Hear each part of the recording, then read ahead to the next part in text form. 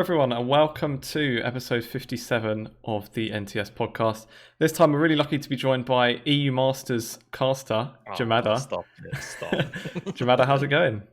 Yeah, no, I'm doing good. Coming off yesterday, it feels a bit strange, but I'm kind of still taking it all in, I guess. Yeah. Very nice. And we'll kind of get into that and how you obviously ended up getting on the EU Masters cast, because it's like kind of seemed like it happened pretty quick as well in terms of like your casting career at least. But yeah, we'll kind of get onto that. As we've always, when we have someone on for the first time, we do like a little bit of an interview just to kind of get to know you and what your journey has been like. So why don't you maybe just start off telling us how you kind of got into the league scene? Because I think you started more as like a bit of a player and then more of a coach to begin with before casting. Yeah, as a player, there's barely anything to talk about. I'd spent kind of maybe a year and a half sort of at D1 Elo of like old, which is cruising somewhere in between sort of like highish master and of like the ladder right now. But I never really found my way into the UK scene because, at least as far as I'm aware, back then it was pretty reclusive. So you kind of just had to know people to sort of get into the circles and what have you. So I had this friend group that we used to play Belong with. I sort of took a bit of a social break, and then they started a split at Belong, and I came back, and I didn't want to just rob our jungler's spot. So I was like, okay, I'll just coach you guys then, because like I've got the knowledge to give or take, sort of like rough coach everyone, and that's where the coaching thing kind of started. And it sort of took off from there, I guess. Like my sort of passion-ish for casting, for coaching rather. I coached them for maybe 6 months, and then eventually I kind of fell on a couple of people from the UK scene. I think the first sets of people that I met from the UK scene were like Ego Speed, which if you're part of the UK scene, you know Ego Speed. As much as he's kind of dropped off the radar a bit as far as UK League's gone. But he sort of introduced me to some of the circles, which was cool. And then I got more involved in like UK Esports, just kind of as a spectator at first, sort of like a vocal person on things that were going on in the league. And that was sort of 2019. And then the off season between spring and summer of that year, Officer Naughty reached out to me and was like, hey, do you want to try out to be the assistant coach of M&M?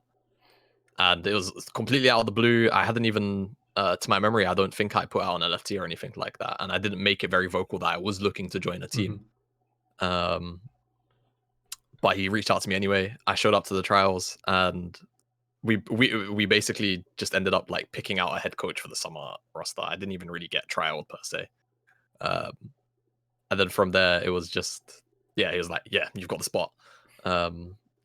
So it felt really strange. It was like I kind of got handed the opportunity for little to naught. Yes, I was vocal. Yes, I was kind of like a bit of a standout, but it felt kind of weird just to end up on what was kind of considered the most respected UK org at the time. And was that with Pad as the head coach as well? Was that no? Point, so that was the split before Pad was on M&M. Right. He left after that, I think, to go to Spain. I can't recall the team though. I think it was Penguins. Yeah, I think it was Penguins.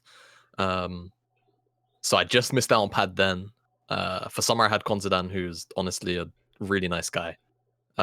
He definitely sort of taught me quite a bit on like what it kind of means to be, I think, a leader inside of an environment space. And I kind of been used to it from beforehand, from when I used to do like sports and athletics when I was younger. But I feel like you can draw comparisons between like a League of Legends competitive setting and like, you know, like a football or like a running team or whatever. But it's never going to be quite the same. But it's obviously got its clear parallels. But Con definitely taught me like a lot about how to carry yourself amongst the team, especially if you're the figurehead of the team. But that split went by, and then that's when I met Pad. Pad, honestly, like I consider one of my best friends, if not my best friend, mentor. And he was super cool. Like Alex picked him up, Officer Noi picked him up, sort of before the off season even really started. He sat me down for an interview, and he just ran me through a bunch of questions for like an hour. And then at the end of it, he was effectively just like, I like you, yeah. Like I can't remember if he said it outright, but he definitely told me afterwards. He's like, yeah, this guy's he's got it about him. So I basically spent that split with Pad. That was an awesome split. We didn't do well, unfortunately. There was a lot of nonsense that happened during the split. But then I got my first head coaching split in summer of 2020. That went okay. We finished top 4. But all throughout that time, I'd been sporadically casting the UKEL. And my passion for casting kind of just grew. I felt like I was naturally quite good at it as well. I think mostly because I just like talking out my ass all the time. And then after the summer split, I was like, all right, cool. I'm going to try and do this full time. And I think no longer than a month later than that, I got asked to come on NLC 4. And the rest is kind of history. I ended up doing the UKLC last bit, obviously, and then a fair amount of time doing analyst desk with the NLC as well. Yeah. Tom, I think you might be muted. Tom is muted. Perfect. So you were there right when the UKL basically kicked off, weren't you? Yeah. Were you casting straight away, or how did kind of that come across of you were coaching and then it's suddenly right? We want you to cast, this 3rd division. So it was kind of like, if I remember right, the league kicked off. Because I think my first casting experience was way back, I think 2018 Proving Grounds. And I think the UKL had its first split in summer 2019. Correct me if I'm wrong. Somebody I'm sure will know, but I should actually know that off the top of my head. So I think the finals of the UKLC rolled around in 2019, and that was at Twickenham. And I was there. I think there's loads of people that showed up to the finals. I think it was like free tickets and what have you. And I ended up speaking with Governor. And long story short, by the end of the conversation, I told him that I kind of wanted to get into casting on a more sort of like regular basis at some point. Even as far as back then, I just wanted more opportunities to cast, right? So then he said, I'm not going to be able to do the UKL this week. You come on, do it for me this week. And I was like, sure, I'll do it. And that was kind of the first time that I'd gone to the UKL. And then from there, it was sort of sporadic-ish at first, if memory serves me right. And then it was on a more consistent basis from sort of like spring onwards. So I wasn't necessarily there from the inception of the UKL, but I was there from sort of like the middle of the first split / sort of towards the end. And I was there like every couple of weeks until spring, where it was kind of a slightly more consistent thing. So when you started it then, did you feel it was like pretty natural? You just happened to be like pretty decent at it? Because you see with like maybe the LEC, like how Cadrel started it, like I think like playoffs last year, and just seemed to be really good straight away. And then he's obviously kind of gone into it as well. Do you feel it was kind of like that, or was there anything actually you did sort of feel like you had to work on at the start that kind of helped you sort of grow as well? I don't know. I think for me, like speaking and articulation kind of comes a bit naturally to me. So I was a bit fortunate in that side of things. I've obviously, I've been coached a little bit, or a fair bit really, by people like Orcs has been like one of probably my biggest sort of leading figures in this, especially over the last sort of year or so. So, I think initially it was kind of like I started doing it and it just felt kind of natural, right? I had the game knowledge to kind of carry myself properly. And I'll do my best not to make a fool out of myself whilst trying to entertain whoever was, whoever the audience was. So it came kind of natural, but I definitely had to get a fair amount of guidance to make sure I sort of refined myself. Because I think one thing that I definitely fell into is just long rambles. So it natural, but I think as time went on and I sort of had that mentorship from Orcs as well, it definitely helped. Yeah. Do you think it helps as well, like the fact that now we're getting more kind of developed leagues in the UK scene as well? Because it's like, I think sometimes like with casters, and we've seen it from the past, sometimes it was just like, I'd just review VODs and cast over them, or I'd take someone's stream and cast over it. But now there's like an actual like league to follow and to kind of get that shot. It's not just developing players, but it's also developing casters as well. Yeah, I mean, I think leagues will always double as that, right? Because as long as a league wants to be broadcast, there's going to be a demand for on-air talent. So especially in the UKL's case, there was quite a plethora of casters, color and play-by-play. That kind of didn't have much to do, right? I think before the UKEL, the SQ1 was kicking about, and then once the UKEL was there was also that consistent league to be a part of. So I think it doubles over. Yeah, I think that's about it. Like, as long as leagues are there to be broadcast, there'll always be that demand to try and have people, commentate over it. Mm-hmm. No, Yamada, I do have to ask this question though. Yes. And it is a little bit about EU Masters, but not too much. How good does it feel to have just skipped the NLC and just got EU Masters? Like, because I was looking through and I was like, because you did like the Fall Open, I believe, but like the actual NLC itself, I don't think you've actually casted. So how kind of a shock was it to go from basically UKLC and telling your Masters to we're going to have you at EU Masters? Yeah, I mean, I did a lot of analyst desk work for the NLC. I definitely casted at least one day, I think, of relegations with Scoundrel. But outside of that, yeah, no, I barely did any casting on the NLC itself. So it felt kind of strange, right? I think especially if you ask a couple of the NLC guys,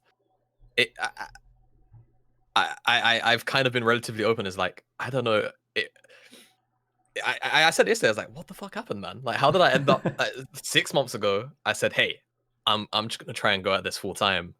And now, like, as far as like within Europe internationally goes, I'm part of the sort of most prestigious tournament that there is.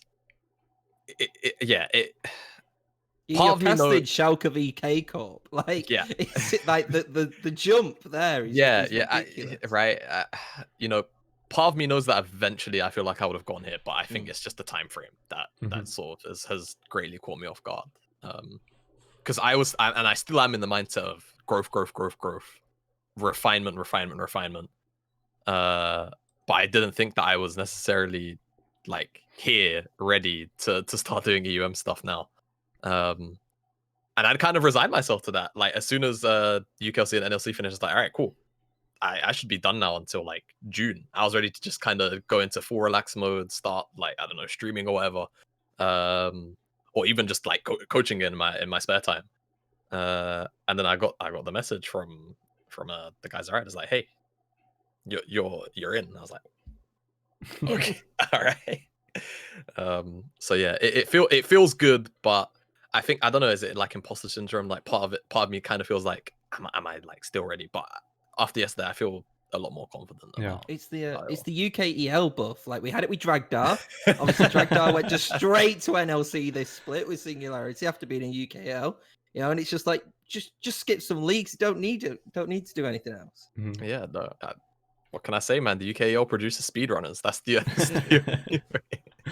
the only way to go about it. Kind of, when did you actually get that call then, if you like? Was it like quite a late thing then, or did you actually have to like plenty of time to still prep? No, we had time to prep. We got at least I think I don't know how much I'm really allowed to say. It give or take like 2.5 weeks before EUM started. I think people started getting contacted, and then from there it was just a process. It was a bit scattered, I think, just because the LEC finals and stuff was still going on, but about 2.5 weeks, I think people started getting the good old ring up. So yeah.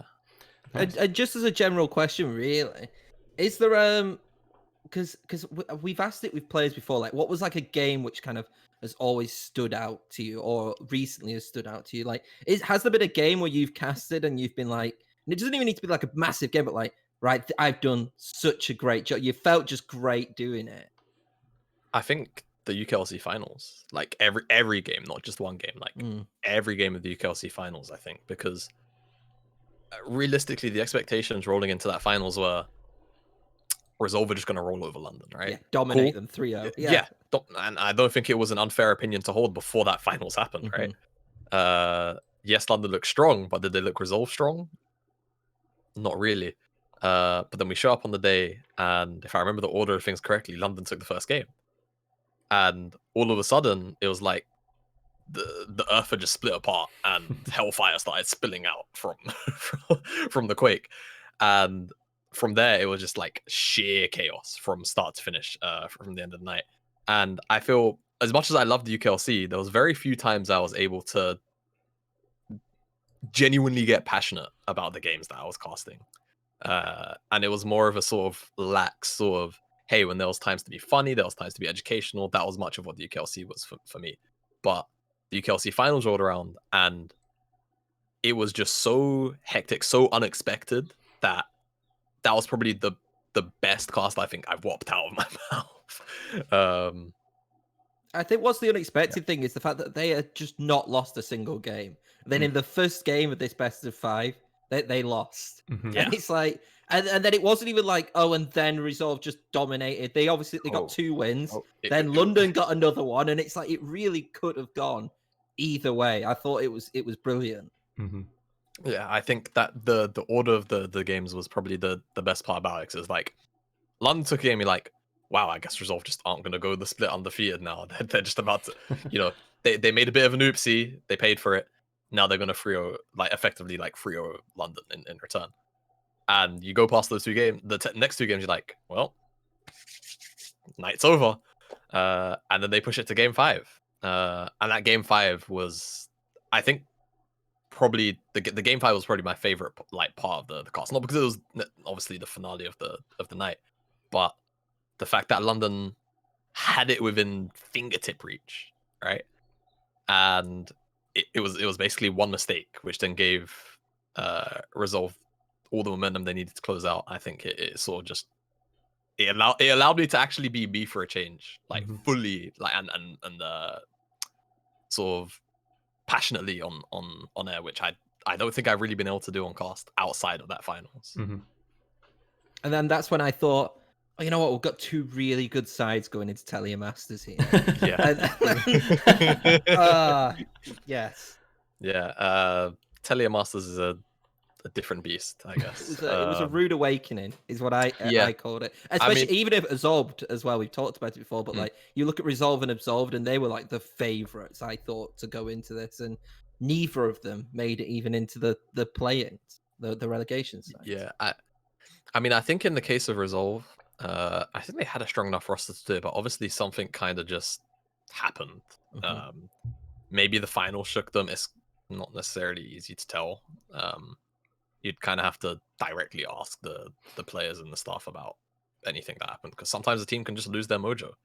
Because like we're saying, the only rosters really in that tournament that should have been a major threat aside from Resolve was Absolved, Galaxy Racer, and the rest maybe in sort of best of 3 environment or whatever, you'd get you'd have a game taken off you just out of sheer disrespect or surprise. But aside from that, you was expecting those 3 teams to sort of make it all the way, but they just kind of crumbled outside of obviously Galaxy Racer. And I think that's what it was. I think as well, I came into that thinking that, and then I actually saw the games in Telia Masters. I was like, okay, these sides are a lot better in terms of the sides who I thought were in the middle of the pack are a lot better. Was it Enna? I can never say it, but it's the one with capital letters. It's got Enrique. Yeah, that one. They were so much better than what I was expecting them to be, and even though I knew Galaxy Racer were good, I still had doubts of Galaxy Racer, because obviously I thought that they had one of the weaker regions in terms of qualification to go through. But it turns out that in the end, a lot of the sides were there to compete, and maybe I don't know, just something just didn't work for both Absolved and Resolve. But on the other side, London, I think, performed a lot better than what I think a lot of people thought. Yeah, no, I think a lot of growth obviously happened internally on that roster. I mean, I've been very vocal about Merp, I think, because especially the weak sort of start that he had in the split to sort of the end, where he was able to be really self-sufficient. I think it was a really great juxtaposition and journey for him. And just in general, players like then Voxnay, BD being able to kind of neutralize anything. And then sort of showing up to Telia Masters. I don't think they're at if I remember the games properly, their performances at Telia Masters weren't even that terrible either. It was just it was such a step up that they couldn't necessarily keep up 100% of the time. Well, I'm pretty sure that the 2 sides who were top 2 was Galaxy Racer, and then the other side which made it into relegations anyway, I believe. I think the actual 2 which were in there were the ones which went on to face the NLC side. So it says a lot, really. Yeah. So, unluck of the draw, I guess, as well, kind of plays into it.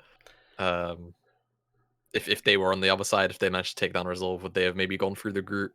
It's hard to say in retrospect always. So I think it'd be interesting to see as well what Resolve do with that roster as well. Like, I think it'd be criminal if Sof is still in the UKLC next year. I don't think Sof's in the UK. If he's in LC, surely. But personally, I think as much as I love our region, it would almost be criminal to see him stay in the NLC. I think he really deserves a shot in one of the sort of bigger, the sort of what is considered like the stronger leagues, you know, Prime, SL. I think he deserves a spot there. Realistically, and I think even from last split, he could have been there. A little bit of bias in there because Sof is still one of my good friends from spring of last year, but I think criminal if he's in the UKLC. Well, it's like when the NLC this split like occurred, I said, and I was very open, and Nolte I think has done actually really great to change my opinion on him. But if I got told that there was going to be one UK jungler, I would have thought it was Sof, like 100%. I was like it's Sof, which is legitimately in, and I was a bit surprised to actually see Nolte kind of going. But I do think that Nolte did prove himself in the end there anyway. But like the fact that I was just so surprised that Sof didn't go in, and obviously maybe things had happened which didn't allow that to occur. But I don't think that it's very easy, I think, sometimes for players just to be like, right, well, I'm just going to not be in a team and I'm just going to practice and I'm just going to try and get better that way. But the fact that he actually went into a team which he believes in, and to be fair, like, yes, maybe Telling Masters wasn't the result they were hoping for, but they performed so well in the UKLC. I think a lot of people can look above just like a kind of one bad performances, a couple of bad performances over there. Yeah, I agree. Because I remember speaking quite a lot with Sof during the off season, and a solo queue split was on the cards, right? Especially after because he did have a position locked on one of the NLC teams, and it just fell through because there was no contract. It was just all verbal still. They're waiting on the contracts. Pretty much just the point that they were at, and it fell through. And that's just one of the things that can happen during an off season, right? You can lock yourself into a team. You haven't got it written in paper yet, and then circumstances just change. And that's when the Resolve thing kind of rolled around. Is like, I guess I'll take it. It seems like it can be a thing that's doable, and obviously it almost was. And it highlights a British roster, a full British roster can work. Yeah, which I don't think a full British roster has been in the UKLC since 2019 summer M&M. I think there's always been one import on every single roster at the very least. I would actually love to go and check that, but I think that was the last time there was a full 5 UK roster in the UKLC. Impressive. And to be fair, I'd imagine because I think it was when we had Dragdar on, he's kind of spoke about the conversations he'd had with Rye, obviously the owner at Resolve, and how they do seem to kind of prioritize sort of growing the players and things. So I wouldn't be too surprised if a few of them stay, like the likes like Artorias, Chimera, Fastleg, maybe not Yusa, but those three I think would be maybe quite a bit of a push to see them maybe in the NLC next split. So I wouldn't be too surprised to see them stay. Maybe Yusa, depending on his offers. Yeah, I mean, I think honestly, all 5 of them, with as much as I love the Willis brothers, I'm not sure Artorias could necessarily play in the NLC just yet. I think he would need maybe one more split.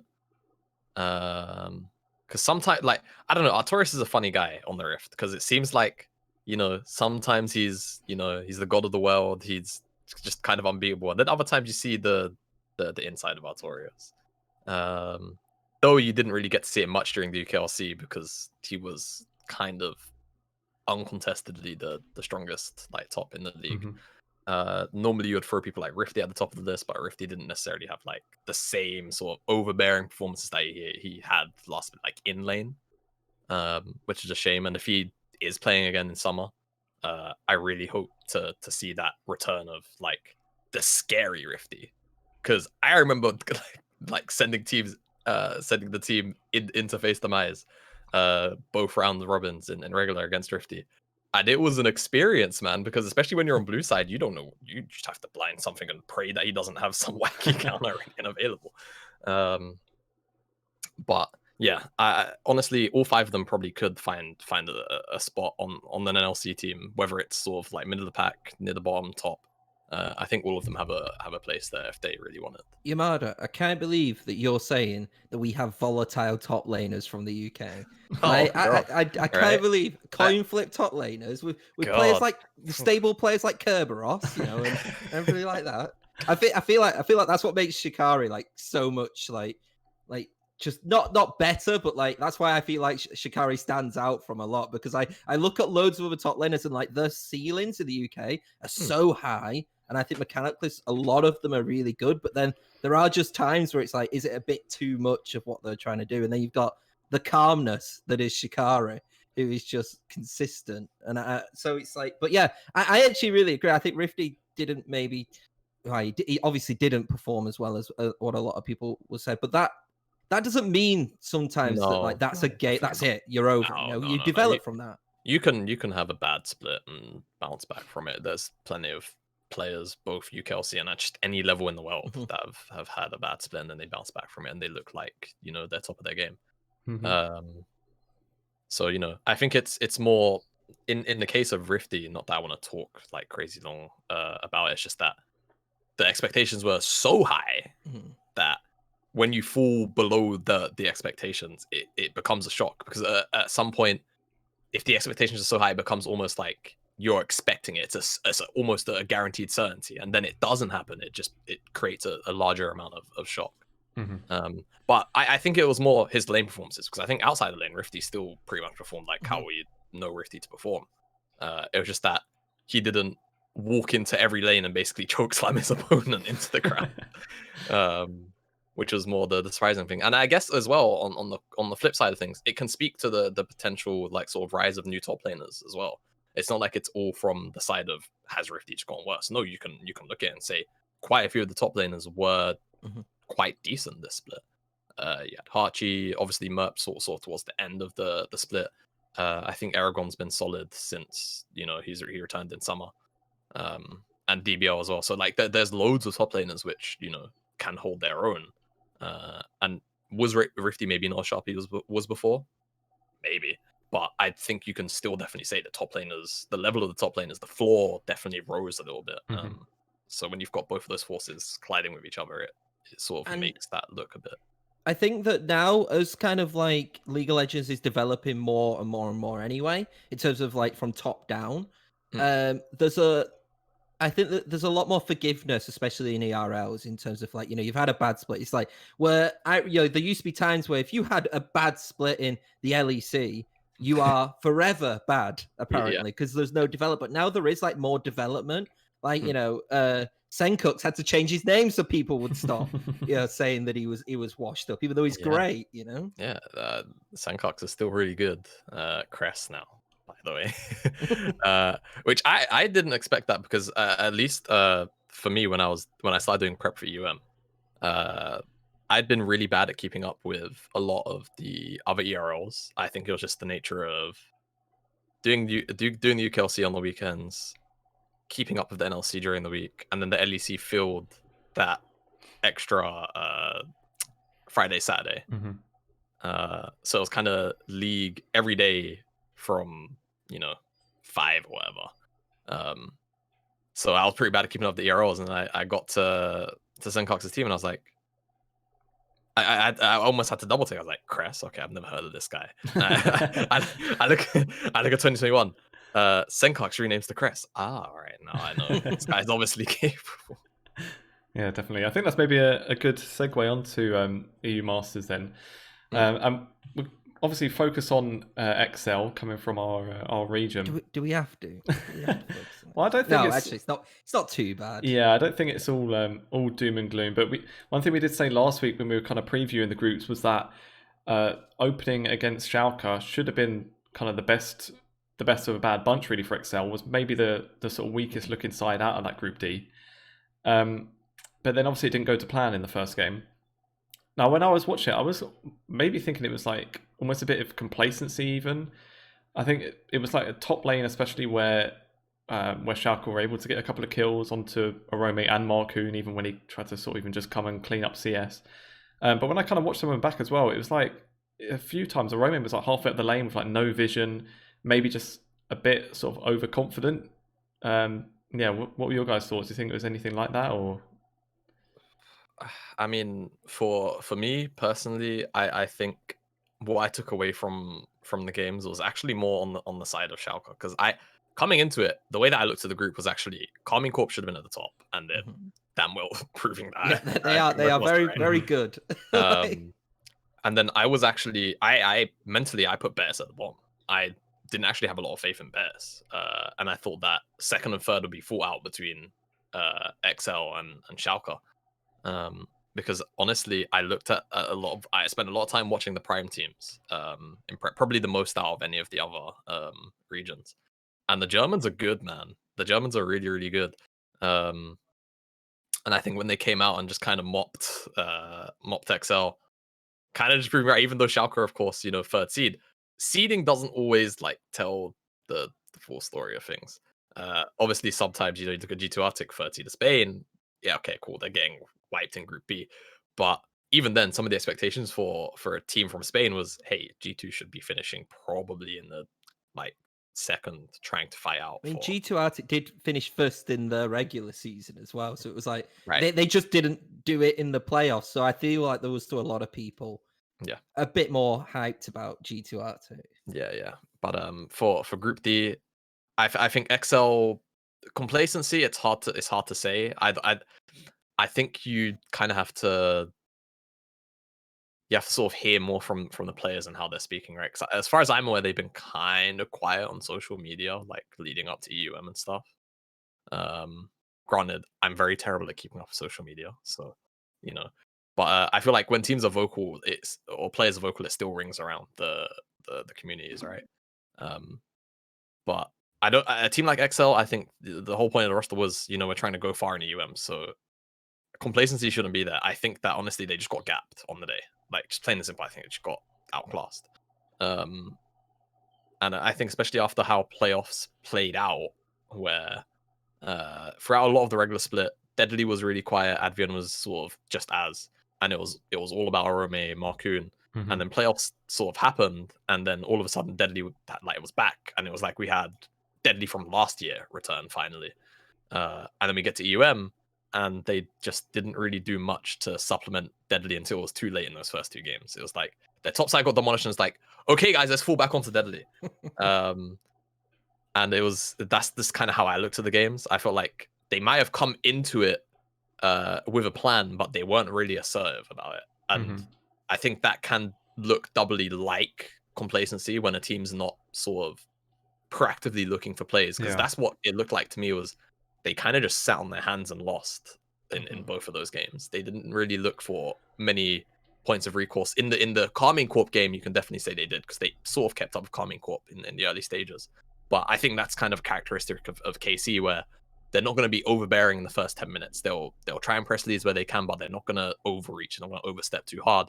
But then as soon as the map opens up, it's Carmine Corp all day, and that's how they like to play League of Legends. And once the map did open up for them, BTXL didn't really stand the chance, and the top side had lost so hard already that Deadly couldn't really do much as they wanted to put resources into him. And then yesterday, when they finally made a proactive effort to actually put Deadly up and ahead, lo and behold, they actually won the game. So I think it was just kind of a bit of a soul-searching thing from games 1 through 3.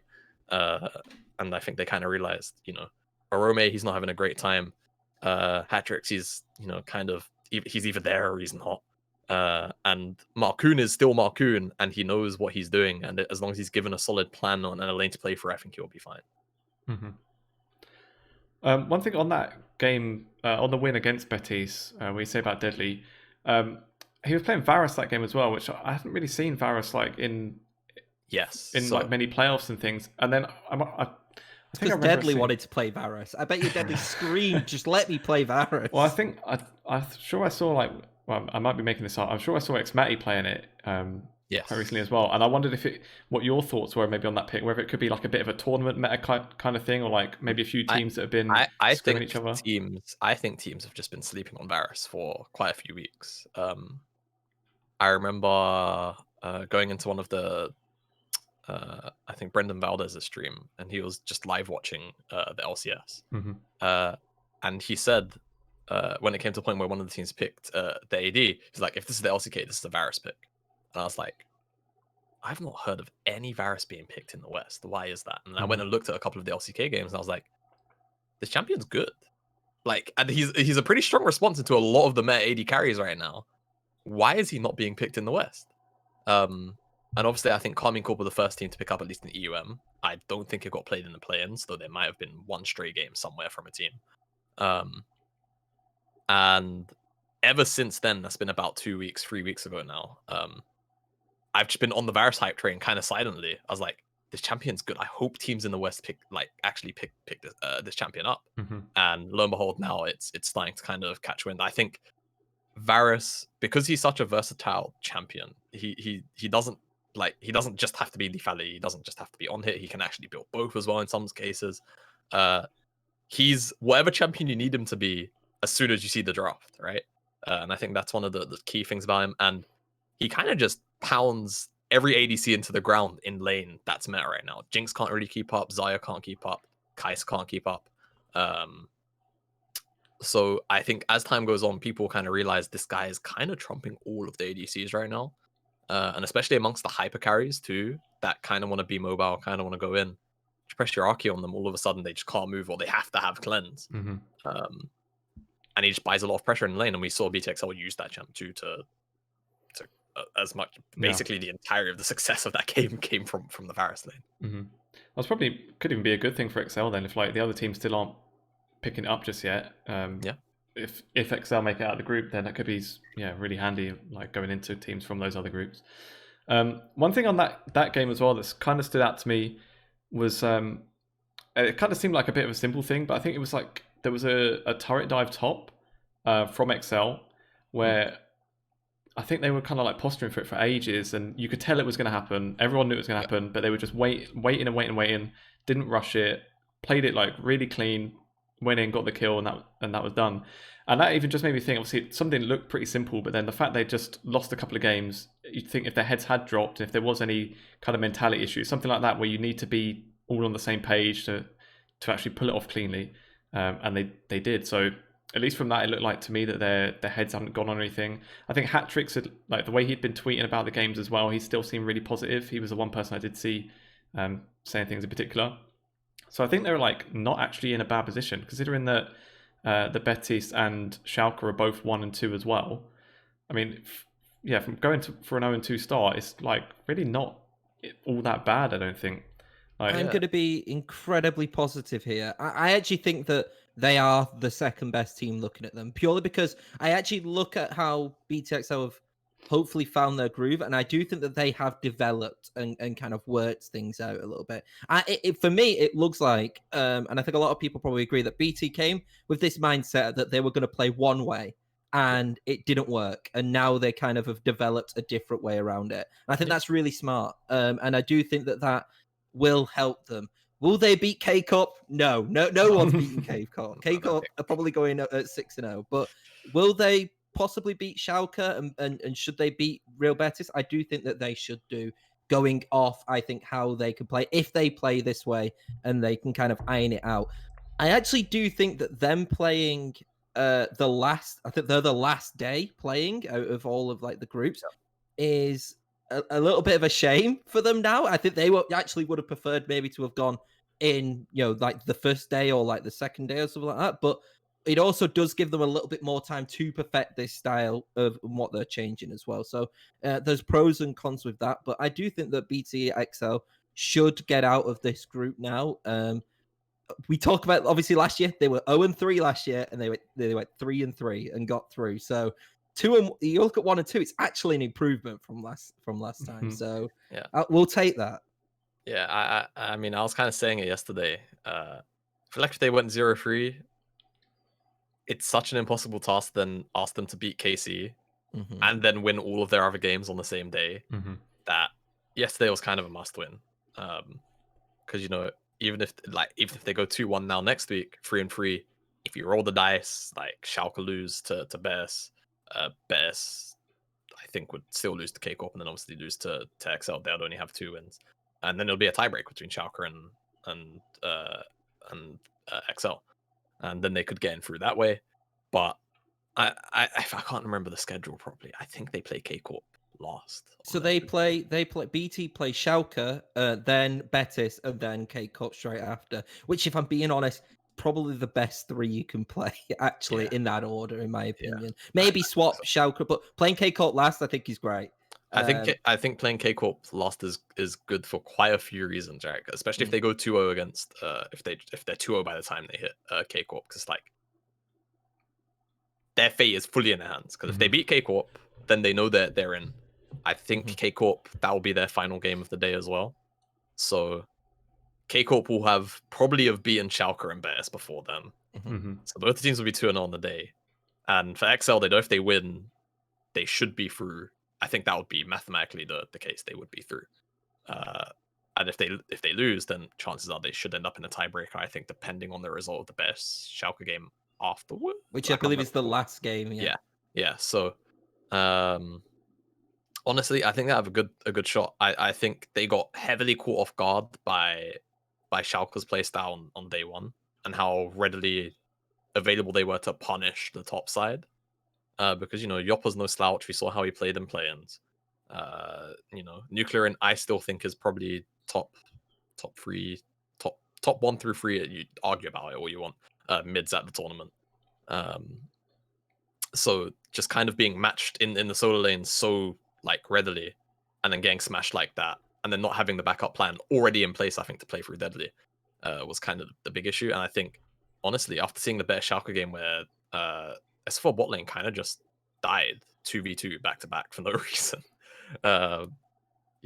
if I think for Schalke that is actually their weak point, right? It is their bot lane. So if they don't shore that up, and BTXL come in with the sort of same mindset of, okay, we're going to play through Deadly Advian, we're going to make sure that Hacktress is in a stable matchup, Orome can do whatever the hell he likes on whatever champion, as long as he's not like dying on every stacked wave, and then we just play through bot. I don't think Schalke would be able to necessarily keep up, depending on how big that gap in the bottom lane ends up getting through the resources put there.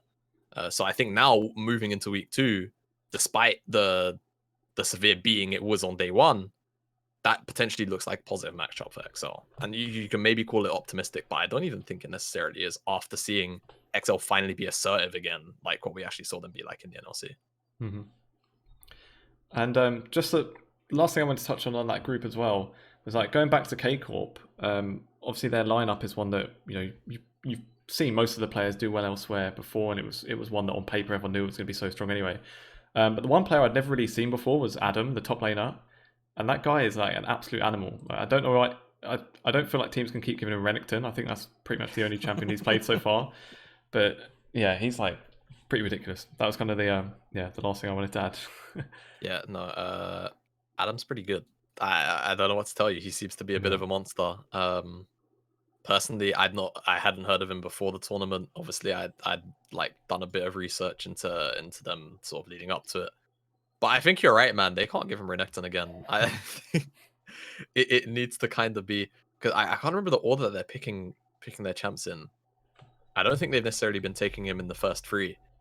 But if he's not been taken in the first 3, I think teams just have to ban Renekton against the guy, because he just seems so competent in any matchup. Even when he had to deal with Urgot, I think, in the Betis game, which it's not a losing lane for Renekton, but in the sense of Renekton wants to like plow through lane and get a lead, and that was my dog, and and Urgot kind of denies that.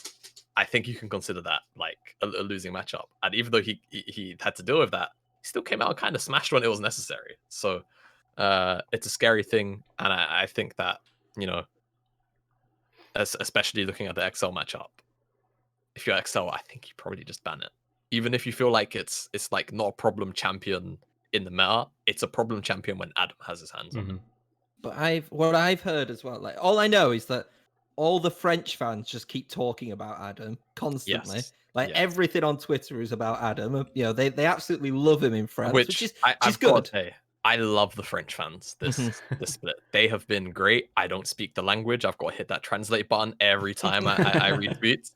But man, they are just such a positive bunch. And even when they beat teams, they'll go to the team's Twitters and say, "Hey man, GG's, nice game." And it's like it's the most friendly, I think, fan reception I've seen come out from any particular region.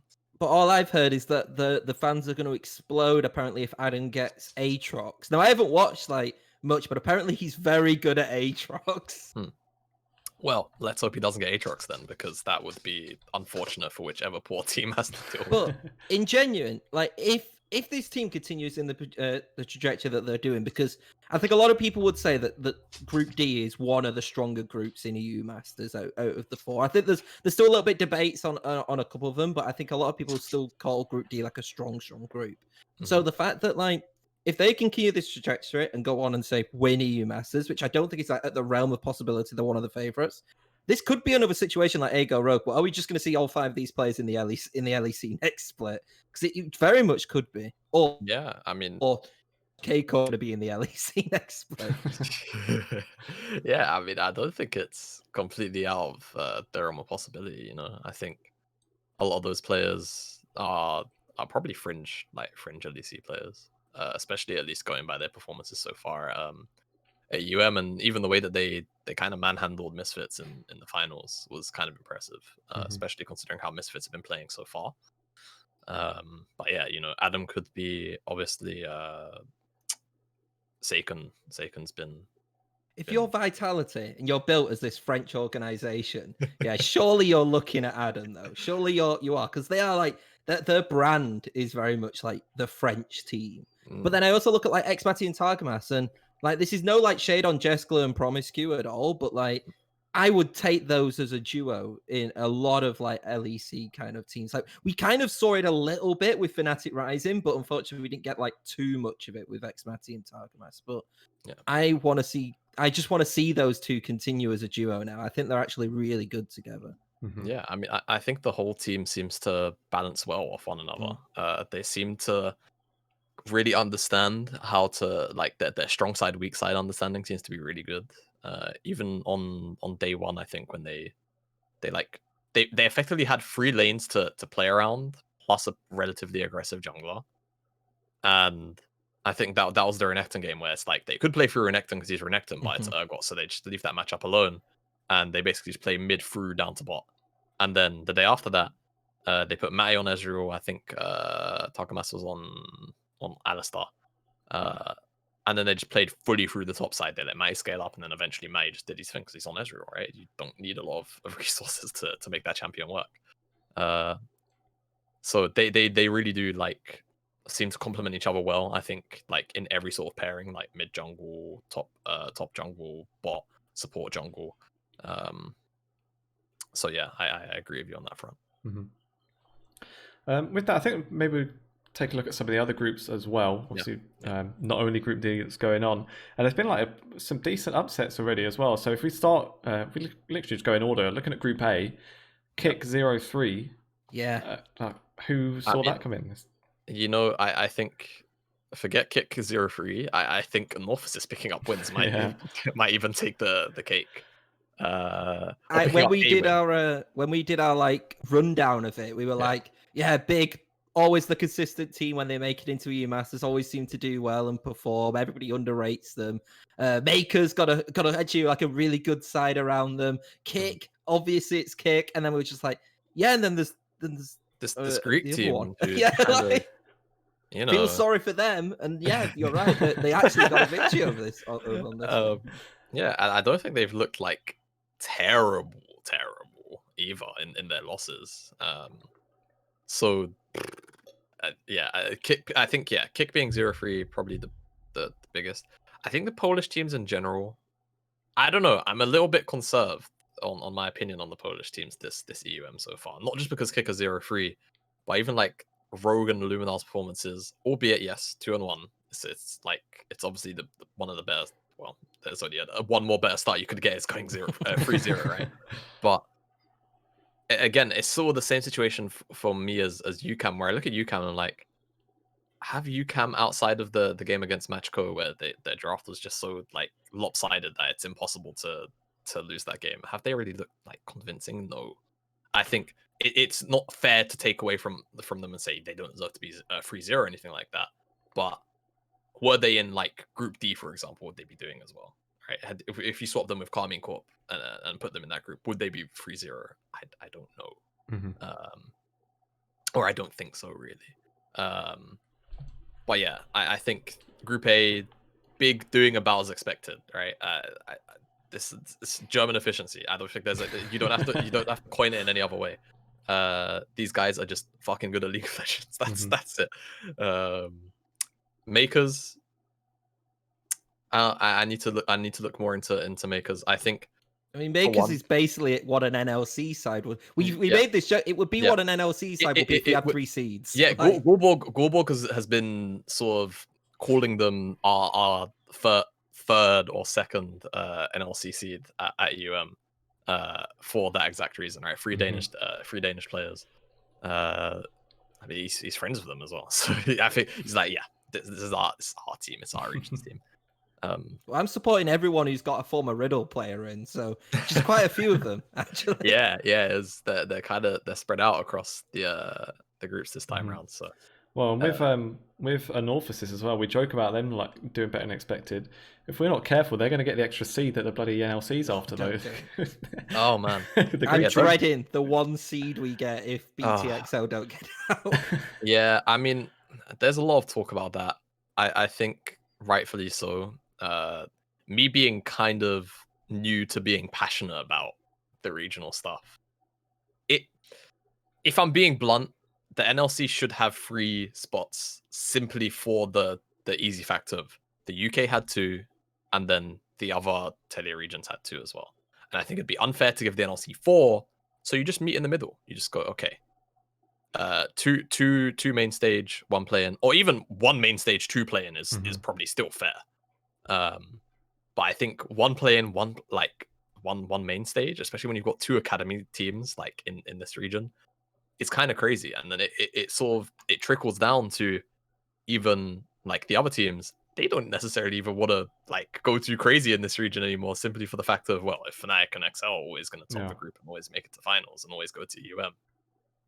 It's like, unless you're getting like a Riddle situation, which was there's 5 friends who just wanted to play together essentially, and and that's how it occurred. And that's there's no shade on like Riddle getting those players. Like I would get those players as well, but like you're not, if in terms of like actually building a roster for the organization to try and compete, you are going to find it more difficult because, like I said, why can't you just go to Italy with Makers and get that? Yeah, it's like it's the literal like comparison. It's like, why would you go to the NLC where there's 2 academy teams that are basically gatekeeping the EUM spots when you can go to Italy? The the opportunities are far more lucrative for players over in Italy. And even like when things like COVID clear up, it's like a lot of the time the Italian teams just outright have gaming houses and things like that, where you get to go spend split in Italy. Well, I mean, what's not to like about that?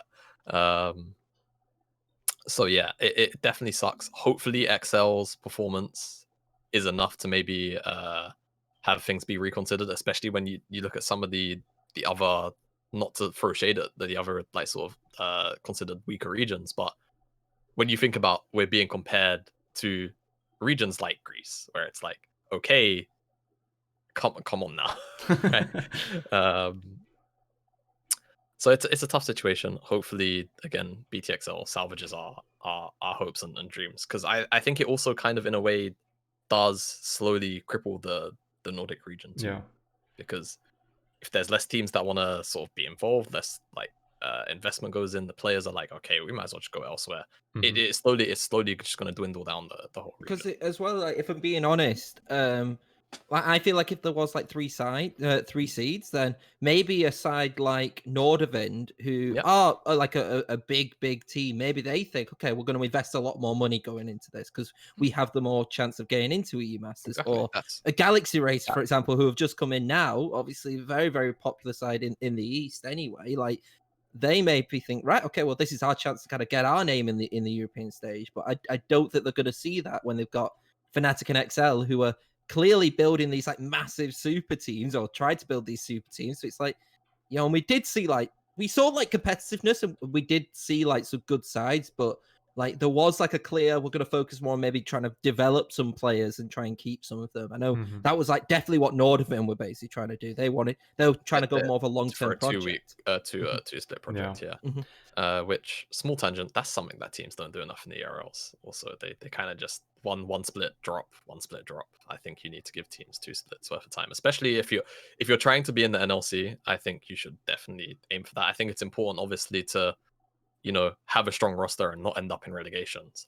But when you have to deal with Fnatic and XL over the course of a year, I think trying to allow a team to develop over the course of that time is really important as well. And I feel like with like the kind of lineups that Fnatic and XL had, that's for the teams, that's got to be like your selling point to try and do it, to try and say, maybe we're not going to, maybe you won't go to EU Masters this split, but come here, spend a whole season, if you like.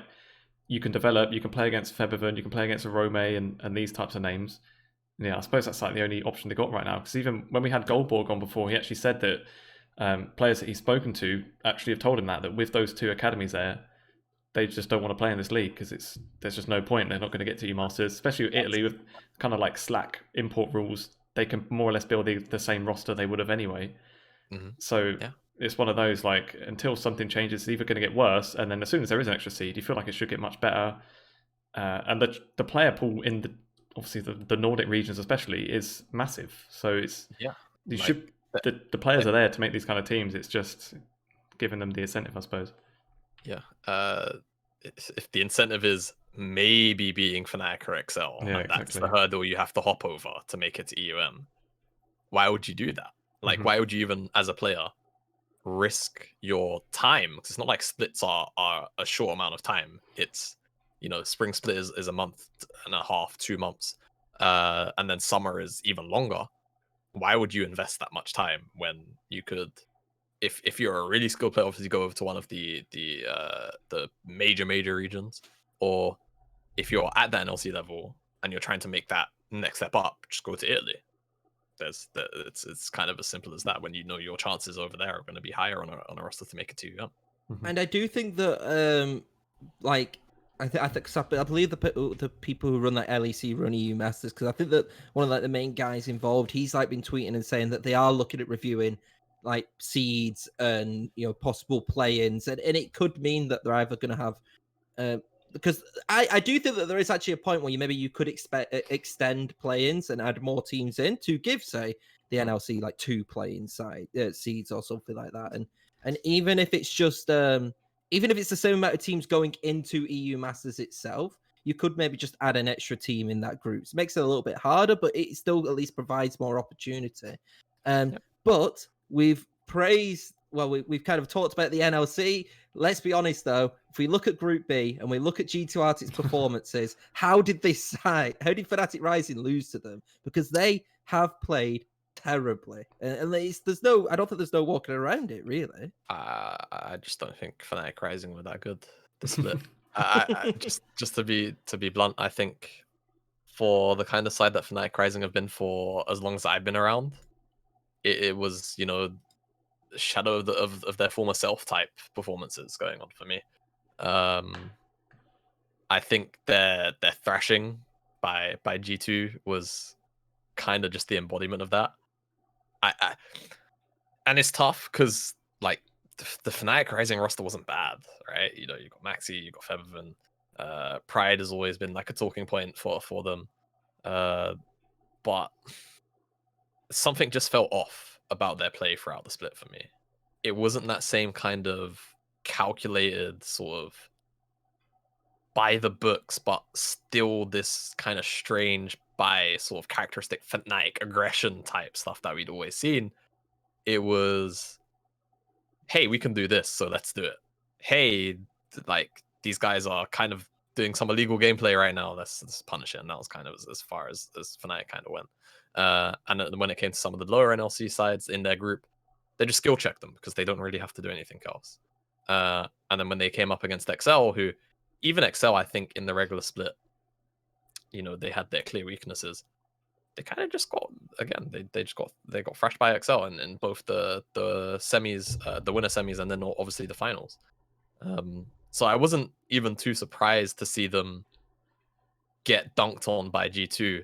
I think it was more the fashion. I think both games in the sort of isolation of that series, I think their drafts were just off, in my opinion. And I was with Orcs, Excoundrel, Munchables, I think, as well, watching that series. And to me, I think play-ins was played on 11.6. I know in the main stage it's actually on 11.7. But I just kind of said it out loud. I was like, these guys are drafting as if it's like 11.3. Like, these guys seem really far behind on the meta. And yeah, it's like the first game they drafted TF is like no strong side lanes. All right, why is TF even there? What does he get to do?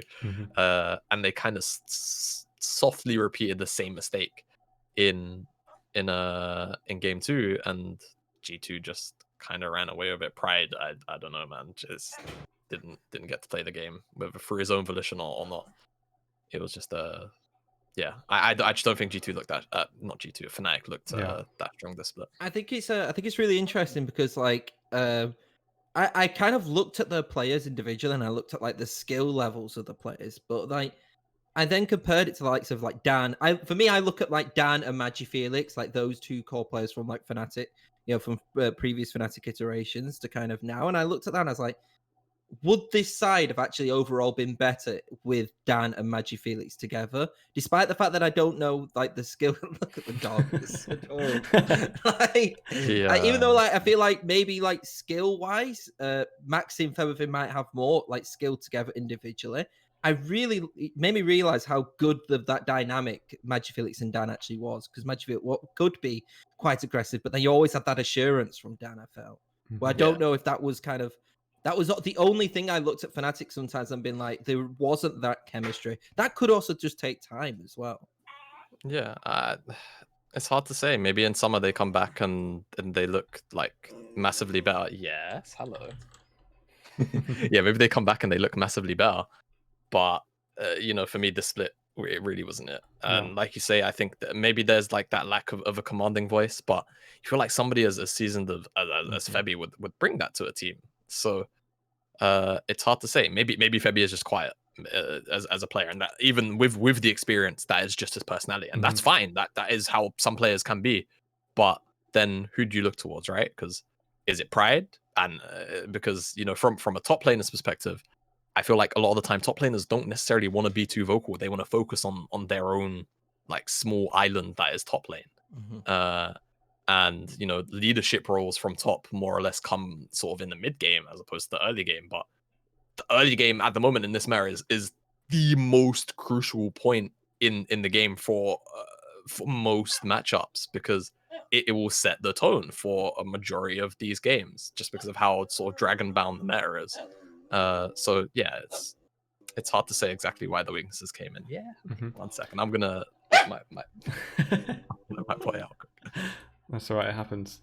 So Lee, I'm gonna ask you then this question quickly. Go on. And I'll give the same question to Jamada as well. What is the most surprising thing about Group B? And there's 3 options. Is it Sup being 2-1, G2 Arctic being 0-3, or 2 Polish sides being in the top 2? That's good. You've had that one prepared, haven't you? Oh, I did. I did. I'd say still probably Arctic, G2 Arctic. Really? I don't know, man. I think Rogue are always going to be top half. I think LFL, the region, even though, yes, Misfits got dunked on hard by Carmine Corp, I think it's forgivable to be dunked on by Carmine Corp. I think it's more the surprising performance of Sup Up for me. I'm sorry to kind of rob your answer. I think it was more Sup Up stepping up. I think G2 are always going to end up in the bottom half of this group, as much as I love Aphias. I'm sorry, brother.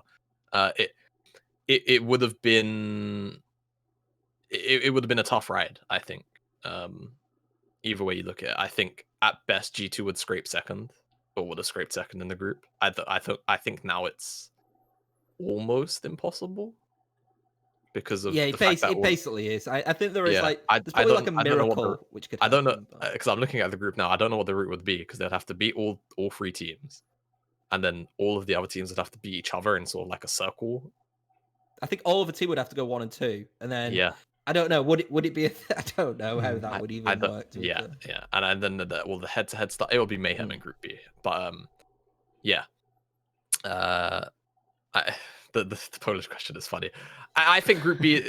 I think the only surprising thing about Group B is the fact that Sup Up have actually come in and like surprised everybody. Because I think, especially when you get teams that end up in the main stage from the Balkans or the Baltics in general, everyone just kind of looks down on them and says, well, they're not Poland, they're not Germany, they're not France, they're not Spain.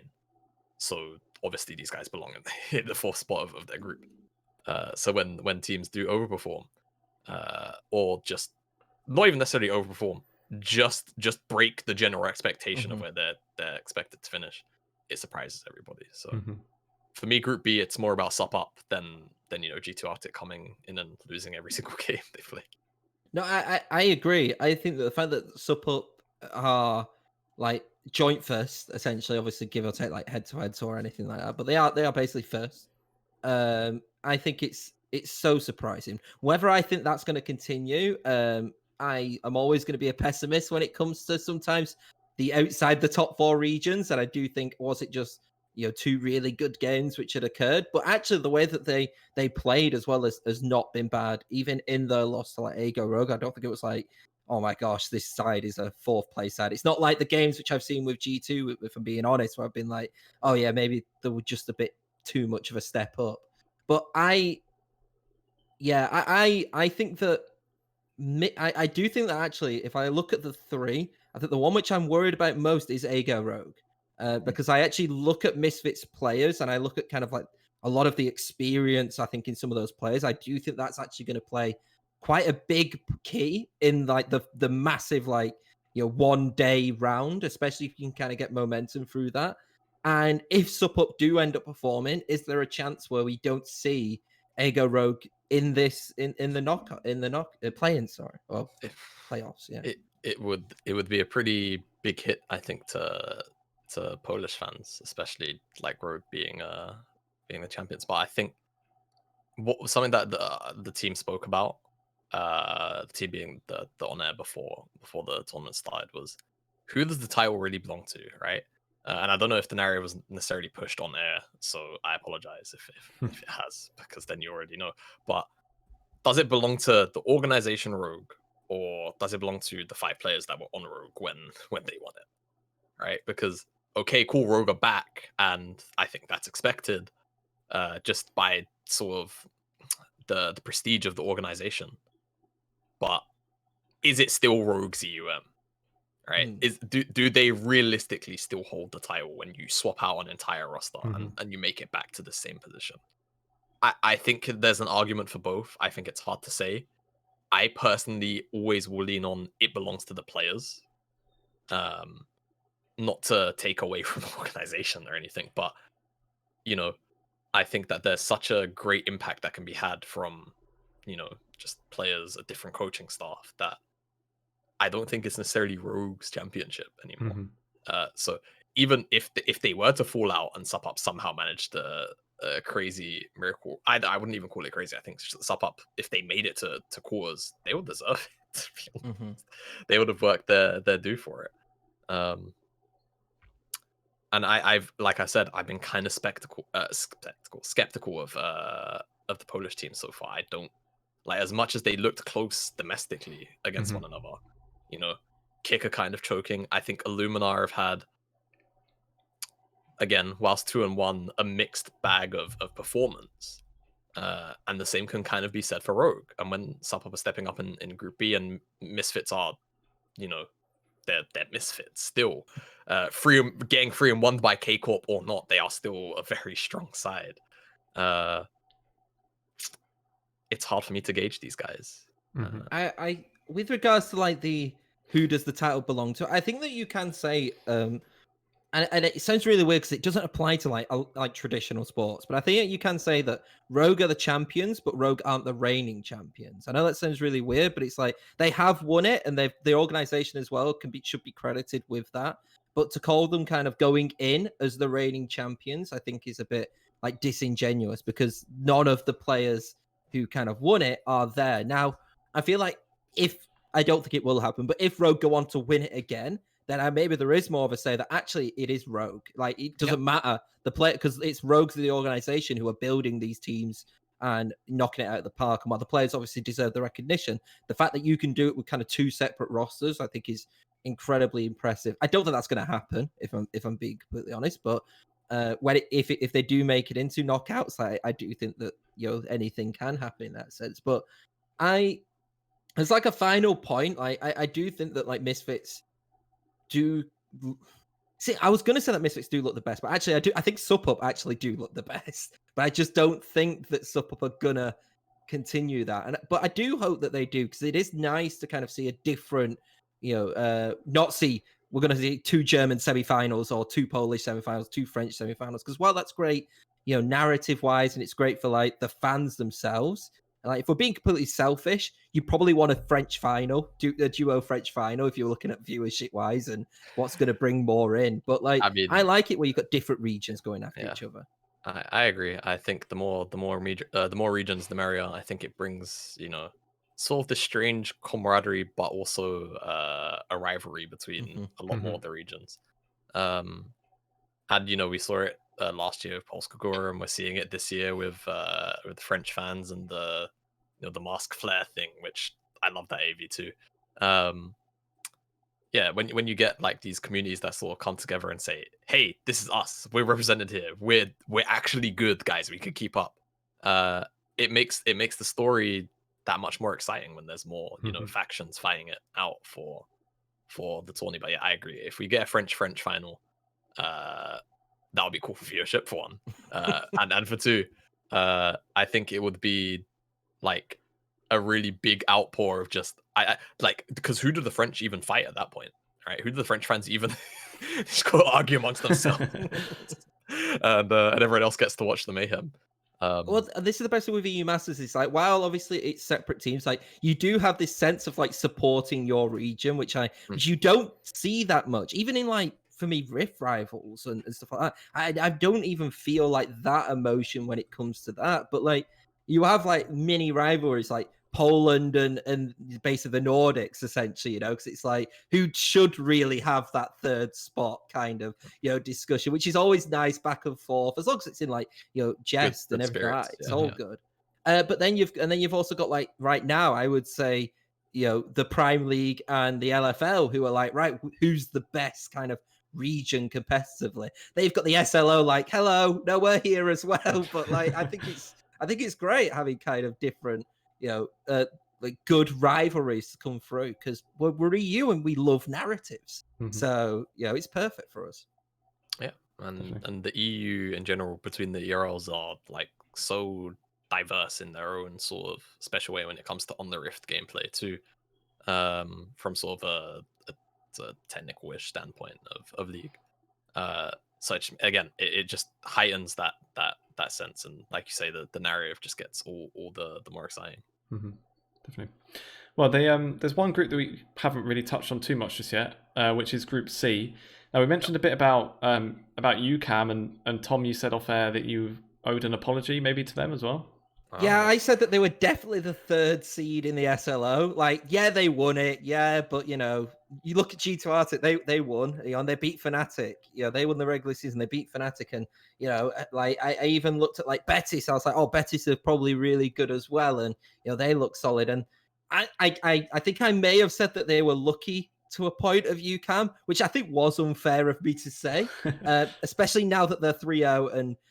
And but I did always say that I love Dreedy, because you got to represent the NLC, and Dreedy, what a different player Dreedy actually looks like from when like I previously saw him. I think it's ridiculous. And I don't think that like, out of all of the 3-0s, are UKAM like the least convincing 3-0? Obviously 3-0 is still great. You're basically guaranteed players. They probably are for me like the least convincing out like the 3-0s in terms of performance. But then for me, I did not expect to see Mouse not be in the playoffs at this point, and I think that's like even more surprising than UKAM being 3-0. Like Illuminar themselves, like I know obviously we talked about, I think there's this perception that the Polish league is a 2-team league.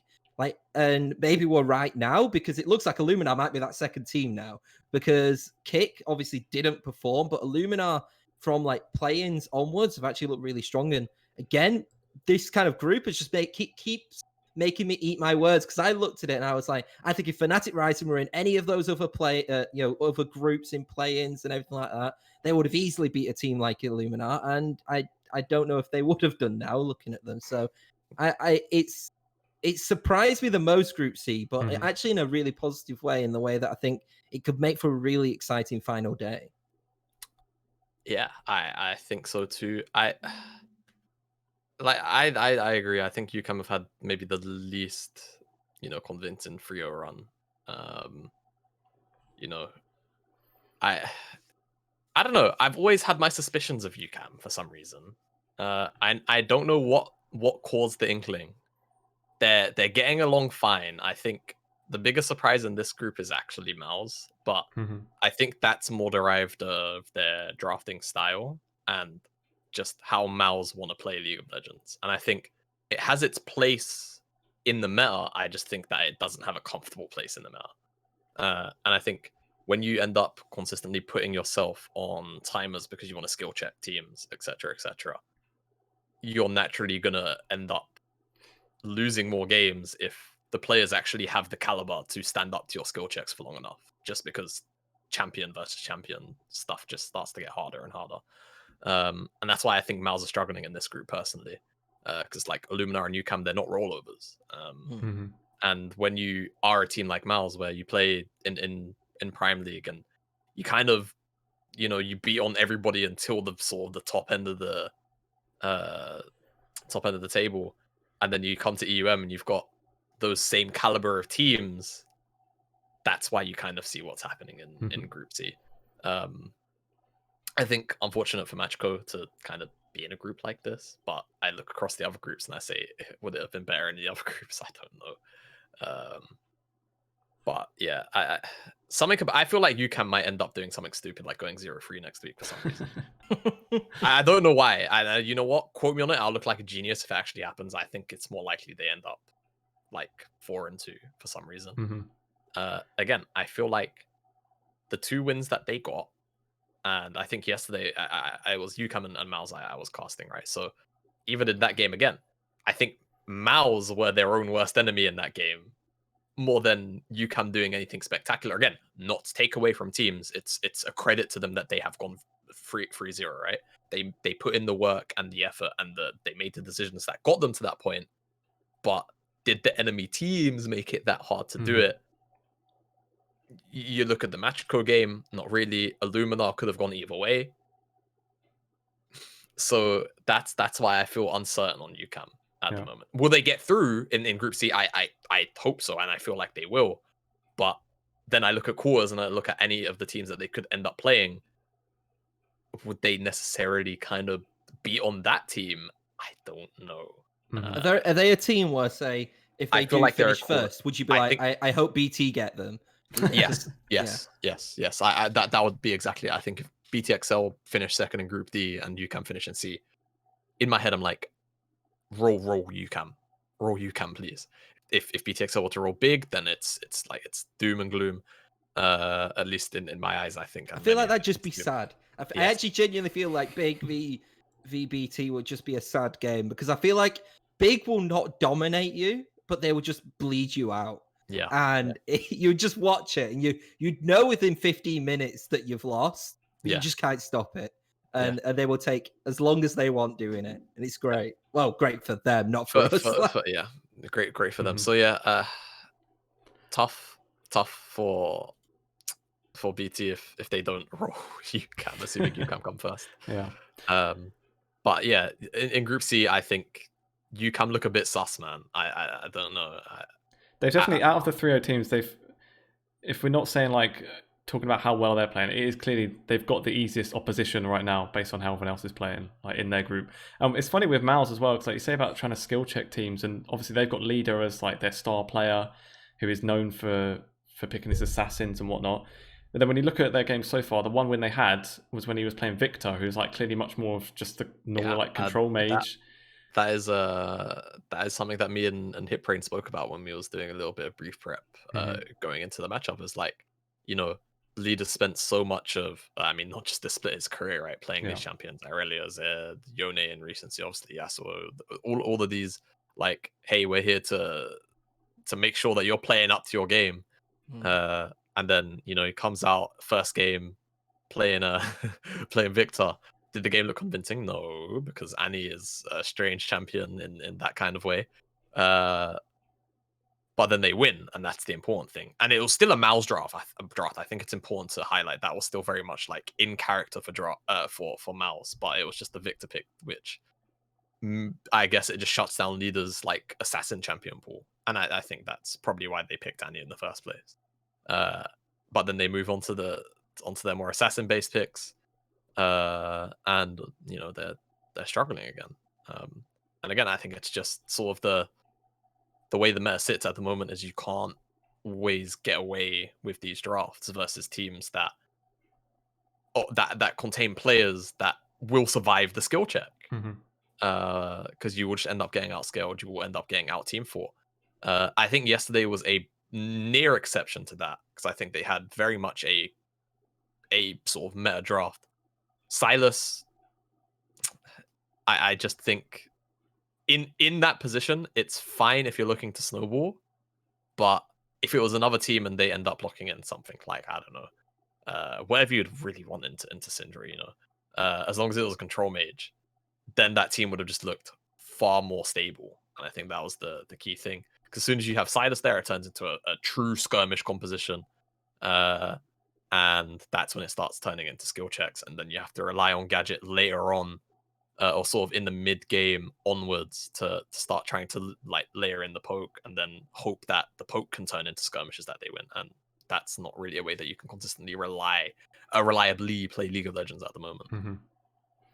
Yeah, I suppose given like that kind of thing, 'cause if you're saying like they kind of have to change their identity to actually move on. If you're doing that like in the middle of a tournament as well, even if they scrape it through the group, would there like be much chance they make a proper deep run? Like, I don't know. It's not looking likely. I think there is, because like I feel like it's fair to say that we did also say the same thing about XL, because XL came in and have changed kind of what they're planning on doing, and kind of what the not their identity per se in terms of exactly how they play it, but at least how points of which they should focus. So I do think that Mouse should do it. The question is will Mouse do it? Because like it's this thing where this team has been built around like Leader, and Leader built this team for this reason. So will he want to? I'll put it in plain terms. This team is capable of probably making it almost all the way to finals, if not to finals, in my opinion. That's how highly I think of this Mouse roster. But will they willingly bite the bullet and say, okay, the way that we play the game at the moment, just plain and simple, does not work at EU Masters? Because these teams, or at least in our group right now, we've got teams who could probably, well, not necessarily stand up to Big, but they're on or Big and Schalke, they're in this sort of cohort of teams that would sit in the Prime League. So we can't just always outright win against these teams. And so are we willing to change in order to maybe make it into quarters and then try and go the distance? And I think if they come out next week and they stay the same, they lower their own chances of making it to the knockout stages, in my opinion. And it's a shame, because I think this is a really talented roster. And like I just said, I feel like it's the kind of roster that preliminary sort of rankings, you would probably place top 4, top 5 in the tournament. And you wouldn't hear any complaints about it. But again, I think it's a meta thing. I think sort of exactly like G2, right? G2 said we struggle to deal with this team fighting meta. We can't really play team fights. I think it's kind of the same thing for them. I think Mouse can play team fights, very apparently so, but they have to just make sure they're giving themselves the correct tools. Fallback mechanics are also really important, which when you draft like Mouse, that's what they lack. They don't have the fallback mechanics to sort of save themselves if they do end up falling behind. Yeah, and then finally with Mako, like 0-3.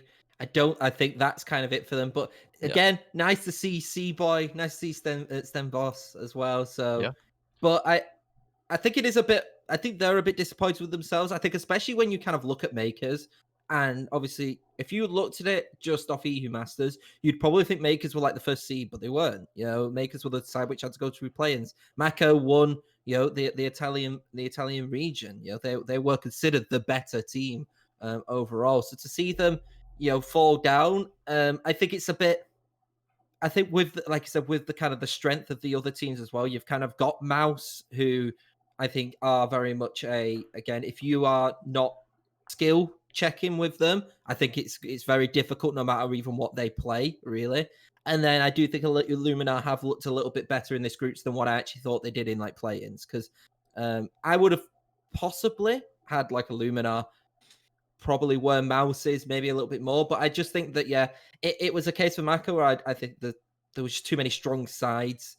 And again, I actually look at, like you said, it's like, would we put them in other team with the way that they've been playing? Would they be anywhere else? I think it would be hard to kind of say if they would, maybe they would do better in Group B, maybe with the way that G2 Arctic have been playing, but I don't know. I think it'd be hard to say. Mm-hmm.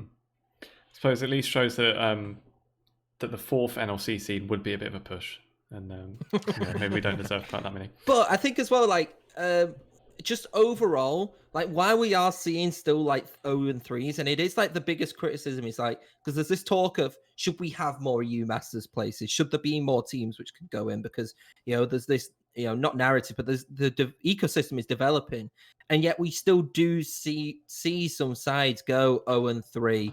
And that some kind of heavily dominated games, whether that be in in like the main event or whether that be in play-in. So there is like a to and fro with that, and so it is easy to kind of look at and say, oh, we should have more seeds, and I'm actually a component for saying we maybe should have more teams. But then I also look at it and think, well, I don't want to have two teams who are not great and nobody really wants to watch in the main event, unfortunately. So there is like a big balance with that. I do think that some sides do need to start strengthening, and seeing the likes of Sup Up, like and even Makers kind of making those pushes does help, I think, in that story, because I feel like you should expect like the other main regions to do well, and I do think actually to get more seeds, you have to expect these lower regions to start pushing as well. And I think the G2 Arctic ones is just like an anomaly in that equation as well. Mm-hmm. Yeah, I agree. Yeah. I agree, so I don't have much to add. Yeah, that's fine. To be honest with that's obviously been the last group for us to chat about. I'm pretty much ready to wrap up for this one. Is there any last things you wanted to touch on, Tom? I'm just gonna ask the question. Right now, who is winning EU Masters? Like straight off. I think it's K Corp, plain and simple. Mm-hmm. I don't see many worlds where they actually end up not winning. I think if we get big K Corp finals, that would be probably the irresistible force versus immovable object. Yeah, exactly. And that's maybe when we'd start seeing K Corp actually put under stress potentially. But even then, I kind of see them winning, and I think that's the whole point of that roster. That's what it was made for, much like XL's in that sort of contrast, except K Corp are fucking insane, and that's the major difference. Mm-hmm. For me at least when I look at that roster. So I think it's K Corp. If it isn't K Corp by some unholy miracle, it's probably big. And if it's neither of those two, then I don't know what the hell happened. They both drew each other in the knockouts, and they they got so weak at the end of it. But there is they can end up on the same side of the bracket. Mm-hmm. I think that is possible. So that would have to be it. It would have to be K Corp and Big on one side, and if they end up meeting at semis, then realistically, I think that's the finals. I think if they end up meeting at semis, whoever wins that is likely just going to end up winning EUM. Not to say that all the other teams are just bad. It's just that they're better. I feel like any other way it would be an upset. I think is the best probably way to say it. It's like I look at, and I do agree.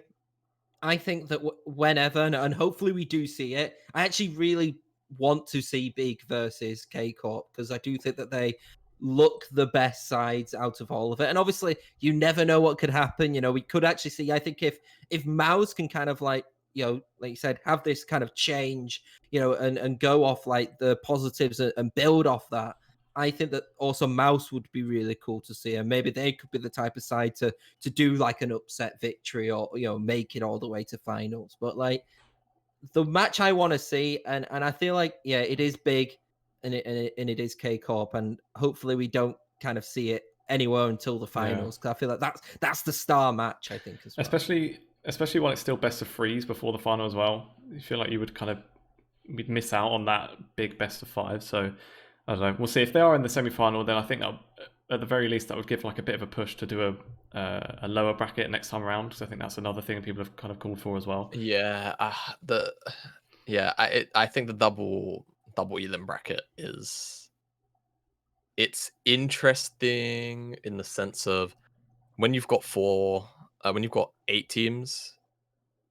I think you can do like 4 on top, 4 on bottom, right? I can't remember how it would function, but normally I know if you've got 8 teams, you normally put 2 in the lower, and winners in the rest. But I guess it would function the same if you just split it down the middle.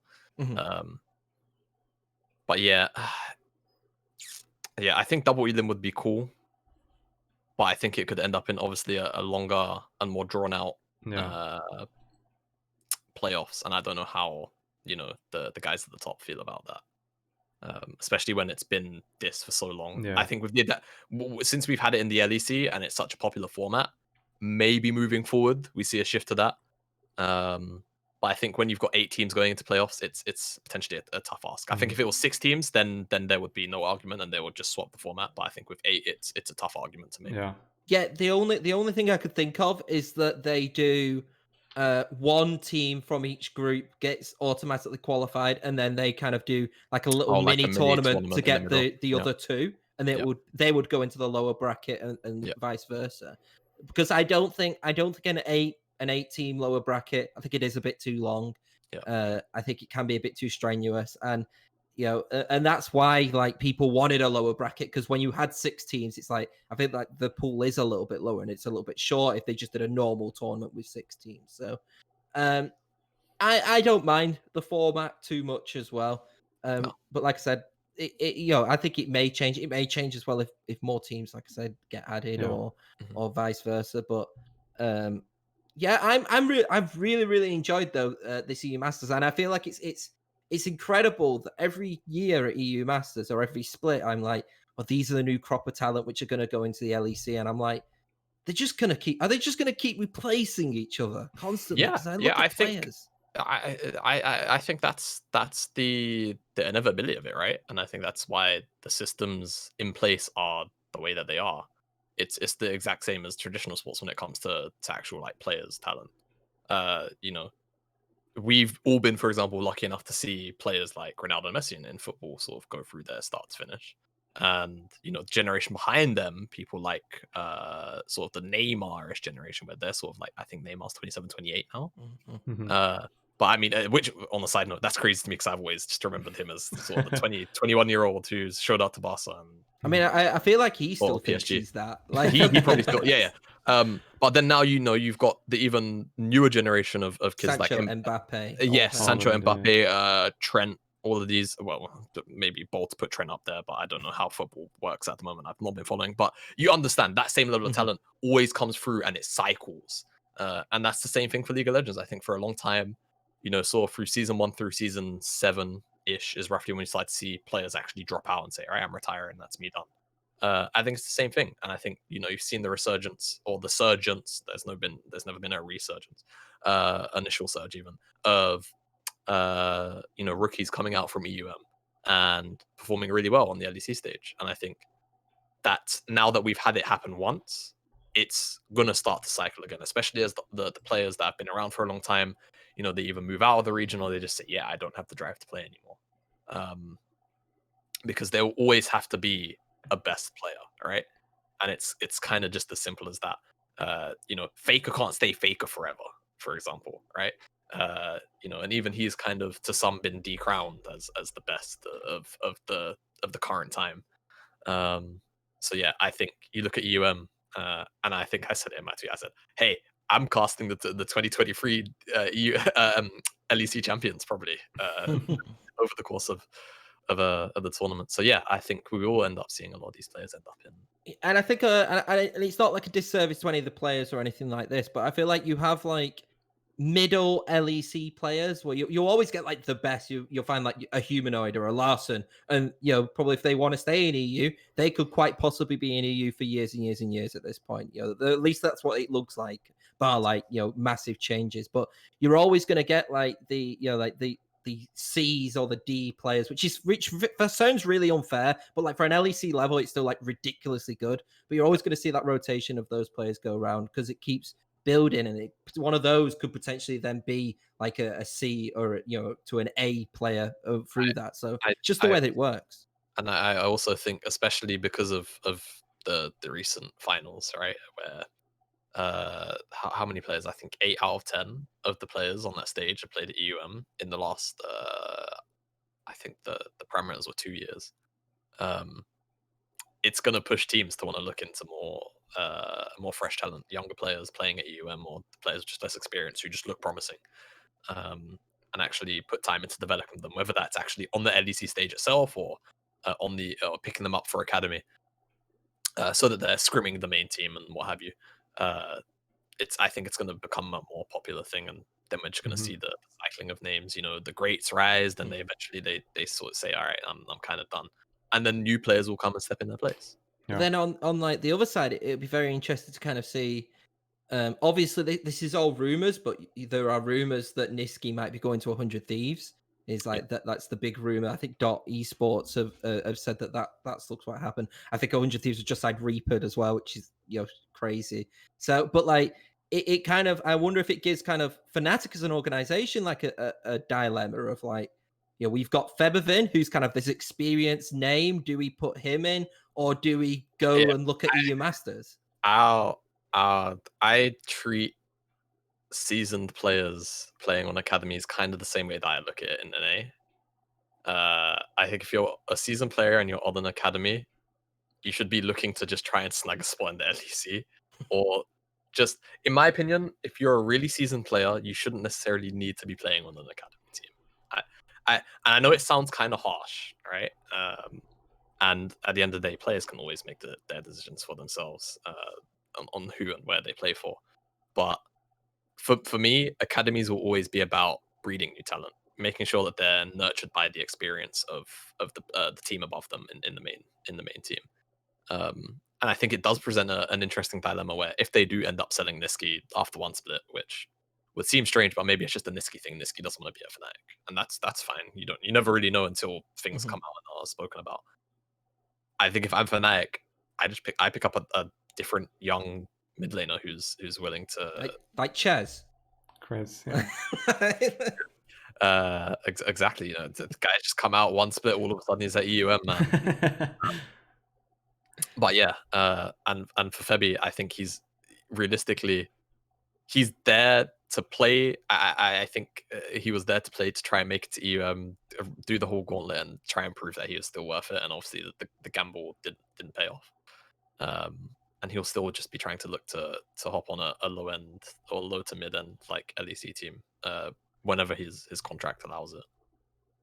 I think that though there is a point of it depends also on like what a player wants, because sometimes a player might be want to like wind down to potentially maybe go into like coaching or into kind of other types of role into into League of Legends. So I think you could look at it and be like, Febervin, if you want to, and obviously this is all like speculation, but like Febervin, if you want to be a coach in 2 years, why don't you take this kind of team and work with our coaches and kind of build kind of that as well, which could work instead of him just randomly getting like a coaching job elsewhere or doing things like that. Because I do think that as coaches become more and more professional as well, I feel like you do kind of need that teaching a little bit more than just, oh, you're a former player, now you're being a coach. I think some people it works. Mithy, for example, I think it worked, but Mithy has always been like a player who knew the game. Yeah, I will say you can't just hop titles. You can't just be a player and then say, all right, I'm going to be a coach purely on the basis of experience. to be a head coach, I think for one, you have to be a leader. Not every player is a leader that wants to be a coach, plain and simple. And we'll probably see that in the coming years where players are long and distinguished and they've done their time as players, and they try and make that hop to coaching because they still have the drive and the passion for the game, but they don't necessarily want to play anymore. But then they fail spectacularly because they still lack the qualities of what it actually means to be a good coach.